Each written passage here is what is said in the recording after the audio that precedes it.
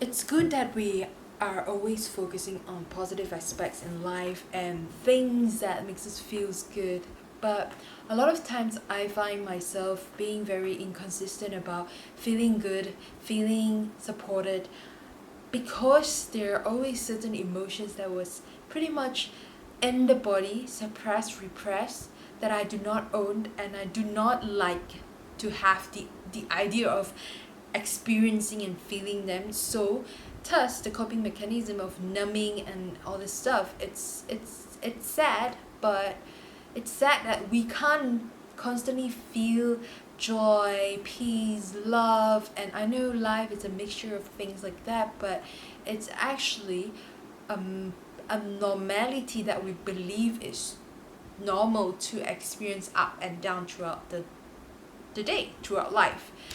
So that is a belief itself. So when it comes to belief, you can definitely make the shift, because belief is what we have learned to adopt. Belief is something that's changeable. Belief is just a belief, right? So one thing to notice is that first, you have to identify what are the key emotions. I learned from my way most core dense emotion that I felt, it's guilt and shame. Guilt and shame about myself. And of course grief is one of it. Huge thing that comes with both of them. Shame, I feel shameful about my own flaws and the unworthiness and stuff like that. I felt I'm faulty. I felt guilty because of not being able to fulfill people's expectation, especially my parents when I was younger. So I look at that, what are the matters, the episodes, moments in my past memories that was linked to this two core emotions, because whatever that is unresolved, it will bring back to your current life and the future, because it is there to arise and for you to resolve. Once you harmonize and neutralize them, now it doesn't brings you any effect anymore, so that you won't put any guilt or shame into anything that you do. First, you need to learn that these are both emotions. These are learned emotions, learned behavior. When we feel shameful about ourselves, is because we adopt a belief that we believe we are faulty, because of all this criticism and all this stuff that we have received when we were young. We believe that we are that. So once you start to see that, oh no, all these are just a thoughts or beliefs that people around us has imposed on themselves, and so we believe that is true. So now you see that you started to externalize from it, and you start to see from a different lens from this moment. And then once you externalize that, you start to see that all these are healthy emotions. Shame is a healthy emotion because it helps us to move towards a behavior that we want. There's a lot to talk about. But then guilt is also a learned behavior, because guilt is something that it was imposed to us, because if we don't do certain things, we are being guilt tripped. There are different kind of guilt, natural guilt, toxic guilt, and stuff like that. So now, again, look at some of the past things, episodes that happened to you that makes you feel guilty about not listening to people, not fulfilling people's expectation, and you started to question, is this, it's what people expecting, a responsibility of mine? If I can do it, I'll let you know from now perspective. If I can do it, I'll let you know if I can do it. If I can't do it, I don't give a damn. So when you look at these two emotions, these are the emotions that I feel pull of most of us down right now, and a lot of grief and sadness, that because of such things that we couldn't fulfill or we couldn't achieve at a certain age at a certain time, we feel bad about ourselves, we feel defective, we feel flawed, and again we feel sad about ourselves, we feel like we're down, we're not worthy of anything. First of all, let me tell you that your existence on earth right here right now is you don't even question the thing about worthiness right now. Your existence, you being here right now, is definitely so much more, it worth so much more than whatever people expect of you. You get what I mean? It's just, it's incomparable. Your existence itself as a human being on earth, or a creation of life. Okay, second thing, start to really question everything that you thought about yourself, because everything that is going unconscious in you is going to become what you call as fate unless you made it conscious. It was said by Carl Jung, wasn't it? Okay, so one thing, you really look at all these two emotions. Are you dwell in that emotions, and what can you do about it? Start by shifting into knowing who you are. So these are what I call the lower mind scenario, where lower mind are constantly identified with the thoughts, the emotions, our physical state, the environment, the people around us, what we have. These are the ego structure, which is a great tool if you know how to use it. So once you see this picture, you see this belief system, and now you are putting yourself out of it. You're no longer identified with it, you're simply just being aware of it. Okay, so in the past I do believe this thing, and now I start to see it differently. Now you move on to another mind, we call it higher mind. So once you're aware of all this, you are the awareness. You're simply the awareness, and you start to have different reaction and response towards such emotions, situations, and triggers.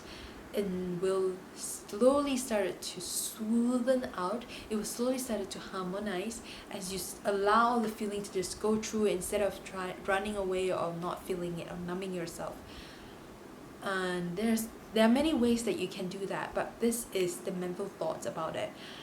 So once you realize that you are the awareness, you are the observer of all these thoughts and emotions, and you're tweaking into a different operational mode. You are simply a being, a conscious awareness about all these patterns.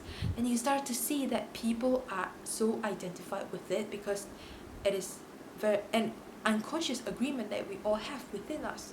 So once you're conscious of it, it brings up to the light, and now you can do different things. You can make a different choice. Every time you start to feel certain feeling, now you say that, okay, I identify you as a shame, as an emotion, as a healthy emotion for me, and it's not a part of me. And now I'm going to move on with my life. How does it feel? It feels so different because you are not it anymore. This is not a part of you anymore.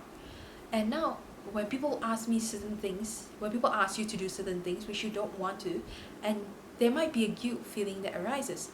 Now you see, okay, at that moment of time, you just tell yourself that, okay, I'm experiencing guilt right now. You can even tell the people, I'm experiencing guilt right now. But I'm very well aware that it is a part of me. I'm also aware that I don't want to do this thing. So I do feel guilty, but at the same time, I choose not to follow the guilt. So it creates much more freedom and liberation in whatever that you do in life. You're making a more conscious decisions in life so that you don't waste time, you don't go through the same cycle, you don't go through the same thing that you feel you want people to feel good. So you sort of betray yourself, you sort of make yourself feel bad. So that is about guilt and shame. And then you start to see they are just an emotion. And what you want to do is being grateful for them, being grateful for all these emotions, for coming here to show you that you are not that. And you're not all emotions as well. When you feel grateful, when you feel love, when you feel peace, there are just emotions that comes and go. Things are constantly changing, and you're constantly moving and flowing. So you're allowing yourself to just feel, okay, I'm experiencing this right now, and it will pass, and another emotions might come. And now I'm fully satisfied. I would say I'm neutral in most of the situations, and I'm just being grateful. I'm just installing all these emotions like gratitude all the time.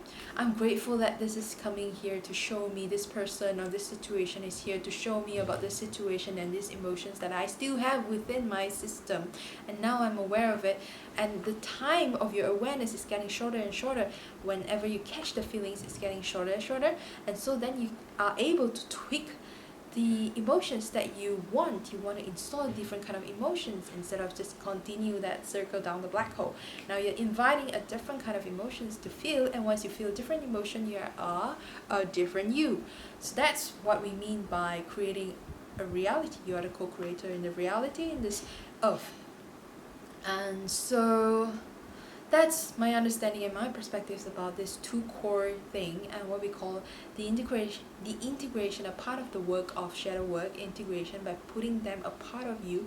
I know it's not like we're pushing away, it's more like I'm aware of this and I feel it for a while, and then it's gonna go. It's not a part of me anymore. That is one term. The other term is I'm so much more than that. I'm not these emotions. I am aware. I'm simply aware of whatever emotions that I'm experiencing and just let it out, expressing it. I guess that's it I have for today about these two emotions, because I feel like there are too many people who are being controlled or being trapped. We don't know that we are trapped, because now when you make it into a conscious thing, you're not gonna feel trapped anymore. You're in a different perspective. You're on a different lens, and see yourself from a third perspective. Especially this exercise will help you see yourself when you go back to the past memories. See yourself from the third perspective, and then you start to see like, oh my god, I have taken things too personally, and it's definitely not the absolute truth, because there are so many things that are going on at the same time. So right now you realize that, okay, so this is just one part of the lens, and so why does this have to be identified with who I am right now? A lot of questioning. May you keep questioning and enjoy.